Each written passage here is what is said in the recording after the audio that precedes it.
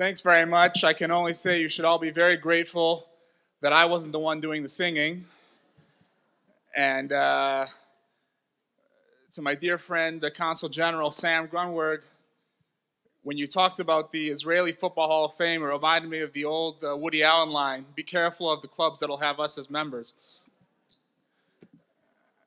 Rabbi Wolpe, I don't know where you are, but thank you very much for hosting us. And of course, to all elected officials, distinguished guests, it really is an honor. It was almost exactly 11 years ago today when I was working as a management consultant, commuting every week from my home in suburban Jerusalem to London, where I was working on the #1 strategic initiative of a very large investment bank in the summer of 2006. One night, I'm back in my hotel room. I get a phone call at 1 in the morning from my wife. She says that my army unit has called me up. It was a few weeks after the Second Lebanon War broke out, and I was on the next plane. Now, what is it about Israel that makes thousands of Israelis from all over the world drop everything they're doing to come fight in a war? I remember many things from that war very, very vividly. And I'm going to share one of them with you tonight, which I found particularly remarkable. It was not going in to terrorist villages, going door to door on booby-trapped streets. It was not getting shot at by rifles and missiles. And it was not even about the special camaraderie that simply cannot be replicated in any other environment. What I found particularly remarkable took place in the Friday night service the day before we were deployed. A number of observant soldiers on the base before we were deployed went to Friday night services. And when we got to Psalm number 29, we started this incredible, spontaneous singing. And eventually, about 50 of us flowed out of the synagogue onto the base and started what I can only describe as this euphoric dancing. Dozens of soldiers from the base joined us, then dozens more. Eventually, it was a huge circle of, I would say, about 500 soldiers, singing and dancing with complete joy the day before we were about to get deployed to war. And I remember looking around at that huge circle, knowing that the odds were extremely high that not all of us would survive. And I remember thinking two things. One was that there was no place on earth I would rather be. And two was that despite the statistical likelihood of us not surviving, I knew that we would win. I knew that we would win because of the special spirit that I saw in those Israeli soldiers. That night affirmed to me the old truism that there are no atheists in the foxhole, but it also reaffirmed for me another truism, that there is no nation quite like the Israeli nation. Mi ke'amcha Yisrael. And there is no people anywhere quite like the Jewish people. But what is it that makes a nation free? We recently celebrated the Passover holiday. We know that our ancestors fled Egypt in the middle of the night, reached the vast Red Sea in front of us, behind us a charging Egyptian army. And our rabbis say that the Jewish people were faced with 4 possibilities. Number 1, there were those that said, let's jump into the sea. Number 2, there were those that said, let's go back to Egypt. Number 3, there were those that said, let's fight. And number 4, the last possibility, there were those that said, let us pray. Our rabbis are not spinning tall tales. What they're telling us are the 4 approaches that Jews had throughout history in the exile when faced with conflict. Possibility number 1, commit national suicide. Let's jump into the sea. Possibility number 2, let's try to fit in, not ruffle any feathers, keep a low profile. Let's go back to Egypt. Possibility number 3, let's stand up against overwhelming odds. Let's fight and take on the enemy.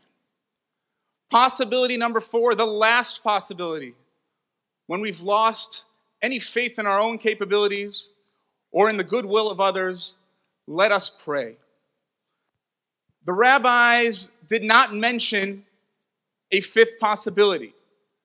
They did not say, let us live in society as equals, taking advantage of everything that society has to offer us and contributing to society, both because we're grateful that society accepts us, but also because it's our moral and civic duty to contribute to our society that we live in and make it better. The rabbis did not say this because they couldn't imagine it. They could not conceive of a society like the United States of America, a sovereign Jewish nation state. That was beyond inconceivable. And yet, it was exactly what they hoped and prayed for each and every day. The 4 approaches to Jewish survival were the coping mechanisms that we've had throughout Jewish history when faced with vindictive, vicious enemies. Anti-Semitism is not a relic of the distant past. 2 of my paternal great-great-grandparents were born in Chicago, but my maternal grandparents were slaves. Not in Egypt, but in Europe, for 4 long years. All my great-uncles, great-aunts, cousins were murdered. One of them after the war by a Polish anti-Semite. Anti-Semitism is not a relic of the past. Yom HaZikaron, the Day of Remembrance, which we just finished commemorating, is a day when we reflect on the price we pay for our independence. Holocaust Memorial Day, which we commemorated last week, is a day when we reflect on the price we pay if we don't fight for our independence, if we don't have our own state. Yom Ha'atzmaut, which we're celebrating tonight, is a day when we recognize what it means to be truly free. While the rebirth of the sovereign Jewish nation state did not end anti-Semitism, it did give us one incredibly powerful asset, which I'll illustrate with a question. Why is it, do you think, that throughout Jewish history, there's been a repeating theme, which is we build a strong society, usually in ghettos, we become successful, and then eventually we're told to leave. In the best cases, we leave before we get killed. In the worst cases, we're not able to make it to the next village, to the next town, to the next country, to the next continent. Why is it that all changed? What happened in Israel that when we get confronted with people that want to destroy us, and there's no shortage of them, we stand up, we fight, and we win? Now, there's an obvious technical answer. Today, we have an army. Technically, we have the capacity to defend ourselves. But there's something, ladies and gentlemen, much grander, much larger, much more metaphysical. After thousands of years, the Jewish people finally returned. The Jewish people arrived to their home. The psalmist wrote thousands of years ago about a very small percentage of world Jewry at the time that arrived in the land of Israel. Shir HaMa'alot B'shuv Hashem et Shivat Tzion Hayinu Kecholmim. We were dreamers. We were as dreamers. In our day, that dream has become a reality. And ladies and gentlemen, no self-respecting person allows himself to get kicked out of his own home.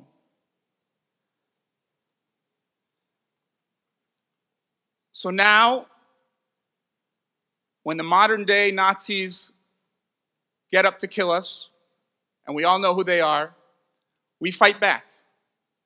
And we win. And we win because of that Israeli spirit, which I sensed that Friday night 11 years ago, which doesn't allow us to do anything but to win. And as long as that spirit remains inside us, I promise you, we will continue to win. Israel faces enormous challenges that are no less grave than May 1948 or June 1967. But at the same time, our spirit has never been stronger. We are a uniquely blessed generation. We have witnessed the rebirth of Jewish sovereignty in our lifetimes. Hayinu kecholmim.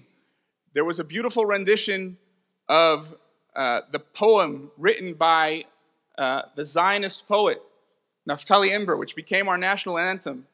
Od lo avda tikvatenu atikva bat shnot alpayim. Our hope of 2,000 years has not been lost.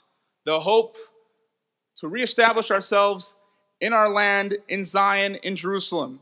In our day, we have seen the realization of the dream of the psalmist and of Imber, the dreams of Jews for 2,000 years.